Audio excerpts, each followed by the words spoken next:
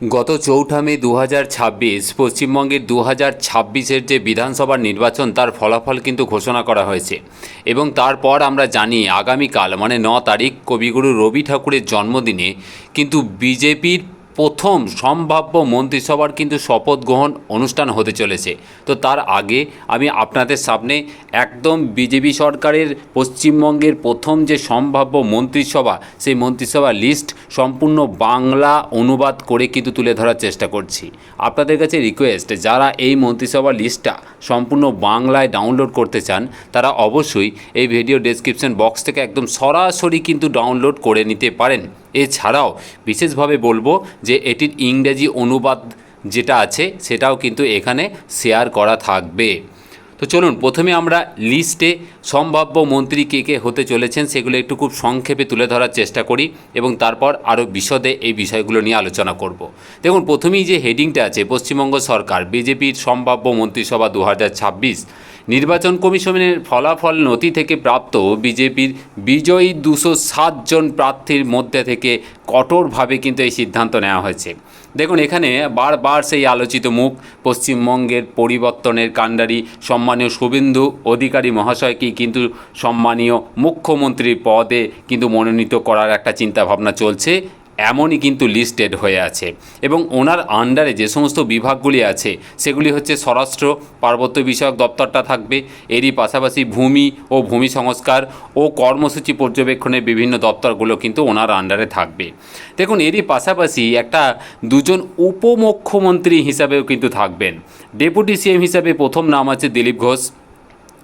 ওনার দপ্তর যেটা আছে সেটা হচ্ছে পঞ্চায়েত ও গ্রামীণ উন্নয়ন দপ্তরটা আছে এবং এরই পাশাপাশি ডেপুটি সিএম হিসাবে কিন্তু নাম উঠে আসছে অগ্নিমিত্রা পাল মহাশয়ার এবং এক্ষেত্রে উনি যে দপ্তরে থাকছেন দায়িত্বে সেটা হচ্ছে শিল্প বাণিজ্য ও উদ্যোগ মানে তথ্য প্রযুক্তি ও ইলেকট্রনিক্সের দপ্তরে কিন্তু উনি দায়িত্বে থাকছেন। দেখুন, তারই পাশাপাশি স্পিকার ও ডেপুটি স্পিকার হিসেবে নাম উঠে আসছে স্পিকার হিসাবে সম্মানীয় রাহুল সিনহা মহাশয়ের এবং ডেপুটি স্পিকার হিসেবে সম্মানীয় তাপস রায় মহাশয়ের নাম কিন্তু উঠে আসছে। এবার পর লিস্টেড আছে বিভিন্ন দপ্তরের মন্ত্রীরা। দেখুন, কৃষি বিপণন কৌশিক চৌধুরী, কৃষিতে কৌশিক চৌধুরী, প্রাণী সম্পদ উন্নয়নের ক্ষেত্রে শুক্রা মুন্ডা, তারপরে দেখুন অনগ্রসর শ্রেণীর কল্যাণে মামনি বাউরি, ভোক্তা বিষয়কের ক্ষেত্রে শঙ্কর চ্যাটার্জি, সহযোগিতার ক্ষেত্রে সুব্রত কবিরাজ, সংশোধনমূলক প্রশাসনের ক্ষেত্রে সজল ঘোষ, দুর্যোগ ব্যবস্থাপনা ও সিভিল ডিফেন্সের ক্ষেত্রে রেখা পাত্র, পরিবেশের ক্ষেত্রে অমিয় কিস্কু, অর্থের ক্ষেত্রে স্বপন দাশগুপ্ত। এই অর্থের ক্ষেত্রে কিন্তু আমরা বলে রাখি একটা আলোচিত মুখ শুনছিলাম যে এখানে স্বপন দাশগুপ্ত মহাশয়কে কিন্তু শিক্ষাক্ষেত্রে দেওয়া যেতে পারে, তো ওনাকে কিন্তু অর্থের ক্ষেত্রে দায়িত্ব দেওয়া হয়েছে। তো দেখা যাক শিক্ষার ক্ষেত্রে কাকে দায়িত্ব দেওয়া হয়েছে সেটা আমরা পরে দেখে নিচ্ছি। দেখুন, ফায়ার অ্যান্ড এমার্জেন্সি সার্ভিসের ক্ষেত্রে রেখা পাত্র মহাশয়ের নাম দেওয়া আছে। এরই পাশাপাশি মৎস্য জলজ চাষের ক্ষেত্রে সুমন্ত মণ্ডল, খাদ্য সরবরাহের ক্ষেত্রে কিন্তু দেওয়া আছে শঙ্কর চ্যাটার্জি, খাদ্য প্রক্রিয়াকরণের ক্ষেত্রে গোপালচন্দ্র সাহা, বন দপ্তরের ক্ষেত্রে অমিয় কিস্কু, স্বাস্থ্য পরিবার কল্যাণের ক্ষেত্রে ডক্টর ইন্দ্রনীল খান, উচ্চশিক্ষার ক্ষেত্রে দেখুন সম্মানীয় শঙ্কর ঘোষ, মানে শিক্ষার দিকটা কিন্তু সম্মানীয় শঙ্কর ঘোষ মহাশয়ের হাতেই কিন্তু ন্যস্ত থাকছে। এছাড়াও প্রথমেই বললাম স্বরাষ্ট্র পার্বত্য বিষয়ক শুভেন্দু অধিকারী, হাউজিংয়ের ক্ষেত্রে রূপা গাঙ্গুলি, শিল্প বাণিজ্যের ক্ষেত্রে অগ্নিমিত্রা পল মহাশয়া, এছাড়াও তথ্য ও সংস্কৃতি বিষয়ক হচ্ছে ধ্রুব সাহা, তথ্য প্রযুক্তি ইলেকট্রনিক্সের ক্ষেত্রে অগ্নিমিত্রা পাল, তারপরে সেচ জলপথের ক্ষেত্রে দিব্যেন্দু অধিকারী, বিচারিক যে বিভাগ মানে হচ্ছে কি কোর্টরুমের যে বিষয়গুলো আইনের যে বিষয়গুলো থাকে সেগুলো কৌস্তব বাগচি মহাশয়, শ্রমের ক্ষেত্রে অজয় কুমার পোদ্দার মহাশয়, ভূমি ও ভূমি সংস্কারের ক্ষেত্রে শুভেন্দু অধিকারী মহাশয়, এছাড়াও আইনের ক্ষেত্রে কৌস্তব বাগচি, গণশিক্ষা সম্প্রসারণের ক্ষেত্রে শঙ্কর ঘোষ, ক্ষুদ্র ছোট ও মাঝারি শিল্পোদ্যোগের ক্ষেত্রে অজয় কুমার পোদ্দার, সংখ্যালঘু বিষয়কের ক্ষেত্রে ভারত কুমার ঝাওয়ার, অপ্রচলিত এবং শক্তির উৎসর ক্ষেত্রে লক্ষণচন্দ্র ঘড়ুই, উত্তরবঙ্গ উন্নয়নের ক্ষেত্রে নিশীথ প্রামাণিক, পঞ্চায়েতের ক্ষেত্রে আছে দিলীপ ঘোষ, সংসদীয় বিষয়কের ক্ষেত্রে কৌস্তব বাগচি, পশ্চিমাঞ্চল উন্নয়ন বিষয়ক হচ্ছে আবার দিলীপ ঘোষ, কর্মী প্রশাসনিক সংস্কারের ক্ষেত্রে আবার সম্মানীয় শুভেন্দু অধিকারী, পরিকল্পনা ও পরিসংখ্যানের ক্ষেত্রে স্বপন দাশগুপ্ত, শক্তির ক্ষেত্রে লক্ষণচন্দ্র ঘড়ুই, প্রোগ্রাম মনিটরিং এর ক্ষেত্রে শুভেন্দু অধিকারী, সরকারি উদ্যোগ শিল্প পুনর্গঠনের ক্ষেত্রে অগ্নিমিত্রা পাল, পাবলিক হেলথ ইঞ্জিনিয়ারিংয়ের ক্ষেত্রে হরে কৃষ্ণ বেরা, গণপূর্তর ক্ষেত্রে কিন্তু চন্দ্রশেখর ব্যানার্জি, স্কুল শিক্ষার ক্ষেত্রে শঙ্কর ঘোষ। এই দেখুন, স্কুল শিক্ষার ক্ষেত্রে সম্মানীয় কিন্তু শঙ্কর ঘোষ মহাশয়ের নাম আছে।